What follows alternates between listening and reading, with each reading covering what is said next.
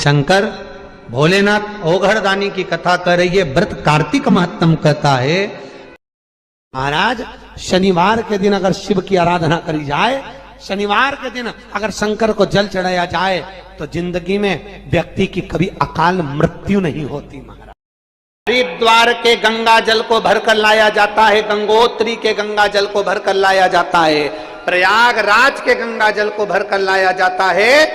तुम जहां जाओगे वहां के गंगा जल को भरकर लाया जाता है, केवल काशी का गंगा जल भरकर नहीं लाया जाता। काशी का गंगा जल भरकर क्यों नहीं लाते? क्योंकि काशी के गंगा जल में छोटे छोटे जीव होते हैं, उसकी रज में जीव होते हैं, उस काशी की भूमि पर जीव होते हैं। वो जीव गंगा के जल में होते हैं और ना जाने कितना उन्होंने पुण्य करा होता है, तब जाकर उनका काशी में जन्म होता है। और जन्म भी इसलिए लेते हैं कि काशी में प्राण छोड़ेंगे तो हमारा दूसरी बार जन्म नहीं होगा। और हम वो गंगा जल में अगर उनको भर कर ले आते हैं तो वो जीव भी हमको बद्दुआ देते हैं कि मैं तो मुक्ति के लिए काशी में रह रही थी, तू मुझे भर कर ले गया। थोड़ा सा मनन चिंतन करना पड़ेगा, थोड़ा मंथन करना पड़ेगा। महाराज अगर भगवान की भक्ति को पाना है, भगवान के स्मरण को पाना है, तो फिर थोड़ा सा मंथन कर कर प्राप्त किया जा सकता है। भगवान से निवेदन करना कि मुझे मेरे भाग्य का देना, मुझे दूसरे के भाग्य का नहीं चाहिए। मैया हाँ बोल, क्या बात है बेटा? माँ पिताजी कहाँ हैं? तो के चौसर खेले थे मेरे साथ में, हार गए, कहीं चले गए। मैया आपको नहीं मालूम पिता कहाँ गए? नहीं।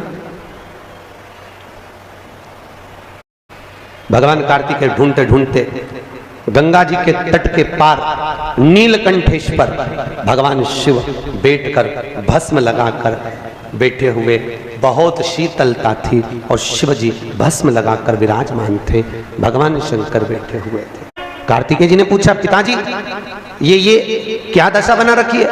बाबा भोलेनाथ जी बोले ये तेरी मैया की कृपा है। भगवान जब देता है तो छप्पर फाड़ के देता है और जब लेता है तो तन का कपड़ा भी उतार लेता है। कार्तिकेय मामा ने जाकर जब देखा पिताजी नग्न अवस्था में बैठे थे, पिताजी तुम्हारी दशा कैसे? माँ ने ले लिया, सारा के सारा चौसर में हार गया। इतने में कार्तिकेय ने कहा तुम चिंता मत करो, मैं लेकर आता हूँ वस्त्र। कार्तिकेय बाबा पहुंच गए और मैया से जाकर बोले माँ मैं आपके साथ में चौसर खेलना चाहता हूँ। माँ ने बोला बेटा छोटे छोटे बच्चों के साथ खेल, तू हमारे साथ चौसर क्यों खेलता? नहीं माँ मैं आपके साथ चौसर खेलूंगा। माँ ने कहा ठीक है आ बेट, अब ईमानदारी से बोलना, आपका बेटा आपके साथ अगर चौसर खेलने बैठा हो तो ईमानदारी से बोलो आप जीतना चाहोगी कि आपके बेटे को जिताना चाहोगी? अरे बोलो तो, कितनी जल्दी बोली। क्योंकि ऐसी कोई माँ नहीं जो अपने बेटे का भला ना चाहती है। फिर वही वाली बात आ गई, बेटा चाहे ताने दे, बहू चाहे गाली दे, तो भी जायदाद का हिस्सा वो बेटे और बहू को दे, कुछ भी कर। बोले बोले तो बोलने में क्या। कार्तिकेय के साथ में चौसर खेलने के लिए बैठी और माता जगत जननी जगदम्बा जब चौसर खेलने बैठी, कार्तिकेय को जिताती चली गई। कार्तिकेय ने पूछा माँ आप लगाओगी क्या? माँ ने बोला बेटा तेरे को जो चाहिए वो ले ले। माँ मैं जो मांगूंगा देना पड़ेगा। हाँ दूंगा। तो माँ लगाओ, पिताजी के सारे कपड़े, त्रिशूल, डमरू, रुद्राक्ष लगा दो। और माँ ने चौसर में लगाया, अपने बेटे कार्तिकेय को जिताया। जैसे ही कार्तिकेय जीते लेकर पिताजी को दे दिया, पिताजी को दिया, पिताजी ने वस्त्र धारण करे। थोड़ी समय के बाद में श्री उसी समय पर कुछ ही समय बीता और समय के बाद श्री उसी समय गणेश जी महाराज आ गए। उसी पल, उसी घड़ी, उसी क्षण। कौन आए? गणेश। और गणेश जी महाराज का आगमन हुआ। गणेश जी ने अपनी माँ को देखा, माँ आज तू आंखों में आंसू भर कर बैठी है। माँ आज तू रो रही है, क्यों रो रही हो? माँ आपको क्या हुआ? क्या बात है माँ? आपके रोने का कारण क्या है? माता पार्वती ने कहा बेटा तेरे पिताजी चौसर खेल कर गए, उनके वस्त्र मेरे पास में थे, उन वस्त्रों को देखकर मैं उनकी याद कर लेती थी, परंतु अब वो तो वस्त्र भी कार्तिकेय ले गया चौसर खेल। गणेश जी बोले माँ तो चिंता मत कर, अभी पिता के वस्त्र लाकर तुझे देता हूं। और गणेश जी पहुंच गए सीधे नीलकंठ पर, पिताजी से बोले पिताजी मैं आपके साथ चौसर खेलूंगा, मैं आपके साथ चौसर। शंकर भगवान समझ गए आ गया माँ का प्यारा। बड़ा बाप को प्रिय, छोटा माँ को प्रिय। आ गया कार्तिकेय बाबा बाबा भोलेनाथ को लेकर लंका के राजा रावण को लेकर भगवान विष्णु से निवेदन कर कर उनको नारायण को बनाया पासा, और कार्तिकेय ने शंकर भगवान को ले जाकर माँ के सामने बिठाया। माँ, पिताजी आपके साथ चौसर खेलना चाहते हैं। माँ ने कहा ठीक है, आइए बैठो। पर पिताजी एक बात कहना चाहते हैं। बोलो, क्या कहना चाहते हैं? चौसर का जो पासा होगा, शिव जी कहते हैं वो मैं दूंगा। पार्वती जी ने सोचा हमेशा मेरे पासे से खेलते थे, आज ये स्वयं पासा लेकर आ गए, बात क्या है?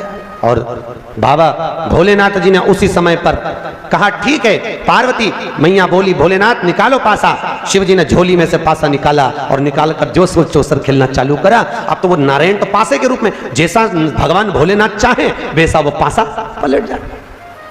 डमरू, त्रिशूल, रुद्राक्ष सब चले गया। पार्वती मैया रोने लगी, आंख में आंसू भर गया। माँ जगत जननी की आंख में जब आंसू आए तब गणेश जी को लगा माँ क्यों रो रही हो? माँ बोली बेटा जिंदगी में पहली बार हार रही हूँ, समझ में नहीं आ रहा क्यों हार रही हूँ। गणेश जी ने कहा मैया तू रुक जा।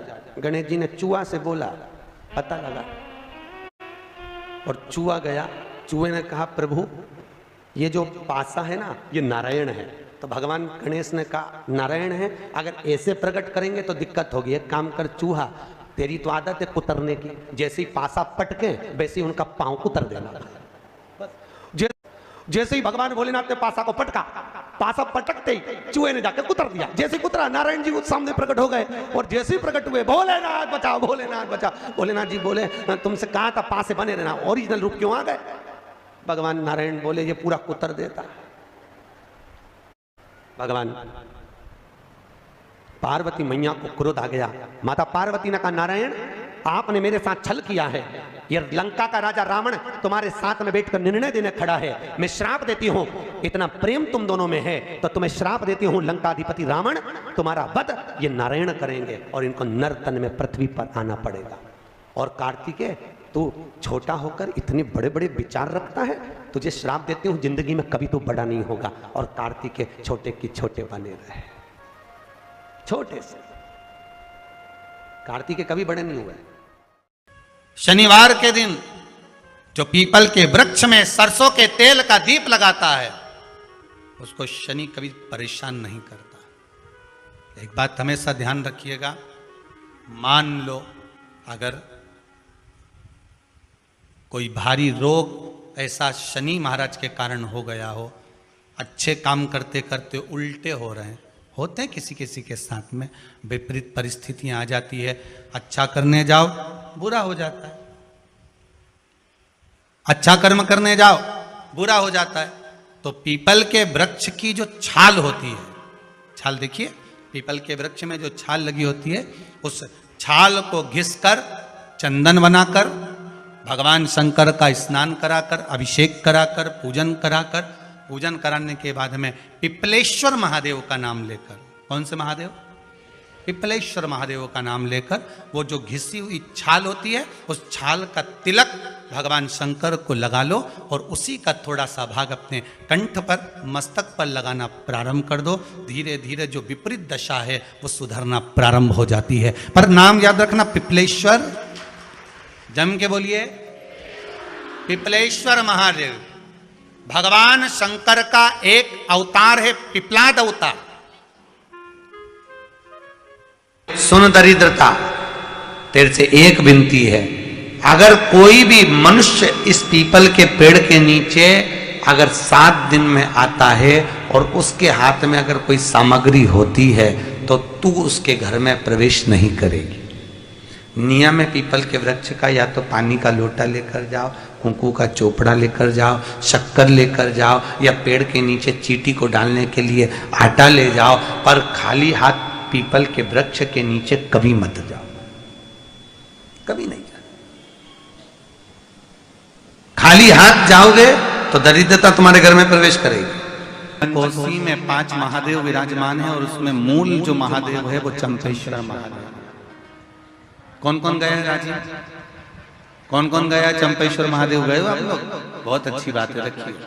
तो पंचकोसी यात्रा के अंतर्गत 5 महादेव का हमारे यहाँ पर वर्णन आता है, जो कि छत्तीसगढ़ के पंचकोसी के अंतर्गत श्री फड़िकेश्वर महादेव, दूसरे नंबर पर हैं चंपेश्वर महादेव, तीसरे नंबर पर हैं ब्रह्मेश्वर महादेव, चौथे नंबर पर हैं कोपेश्वर महादेव और 5वें नंबर पर हैं परेश्वर महादेव,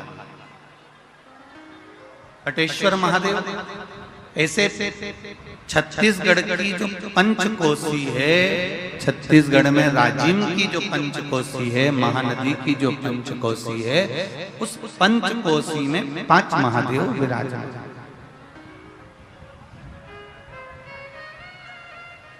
और पंचकोसी के वो 5 महादेव में जो मूल महादेव का वर्णन किया गया है, वो चंपेश्वर महादेव का किया गया।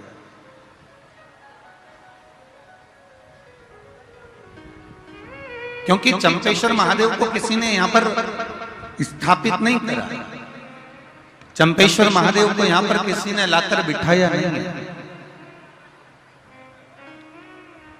जैसे 12 ज्योतिर्लिंग में भगवान शिव स्वयं प्रकट हुए हैं, उसी तरह से छत्तीसगढ़ के चंपेश्वर महादेव चंपारण में स्वयं प्रकट हुए हैं। यह कोई साधारण नहीं है।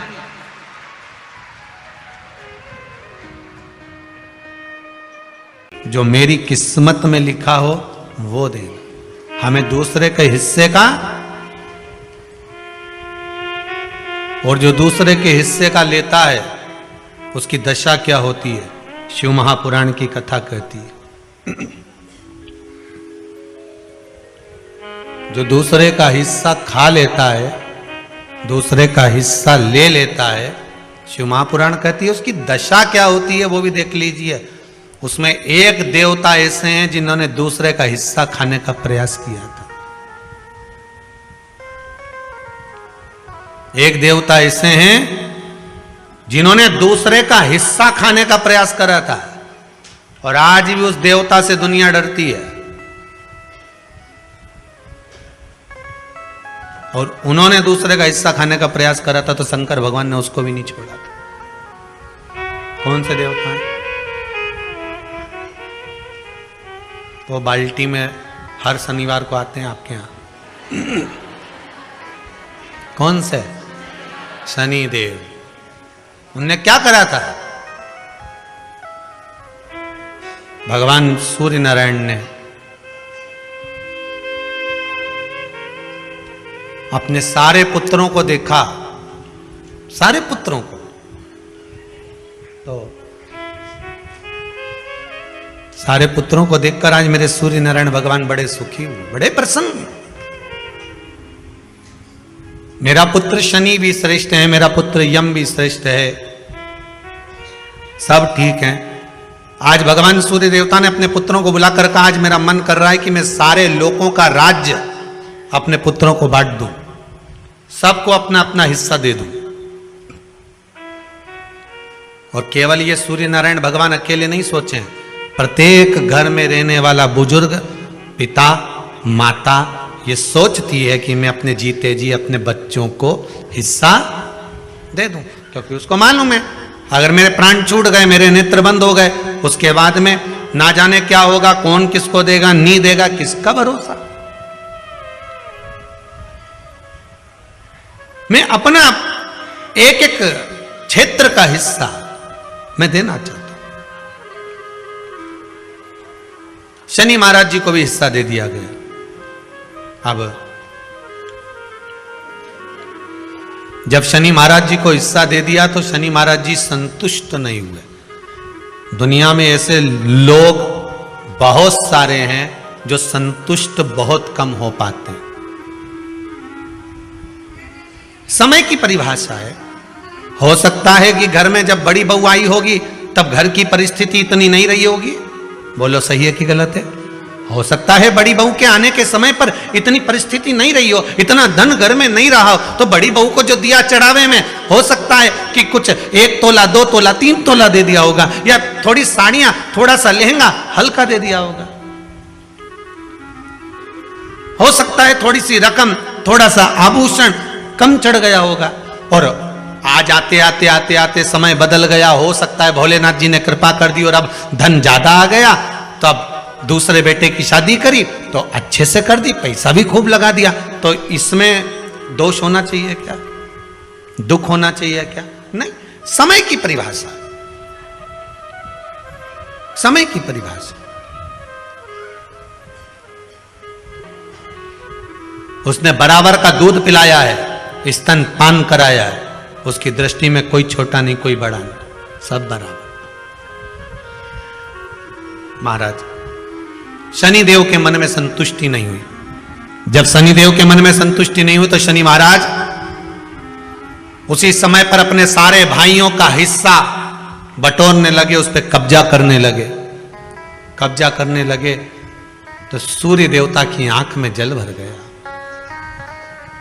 कितना तेजवान सूर्य नारायण, कितने तेजवान, कितना तेज भगवान सूर्य के पास में था, पर शनि महाराज को देखकर आज रो रहे हैं। शनि महाराज को देखकर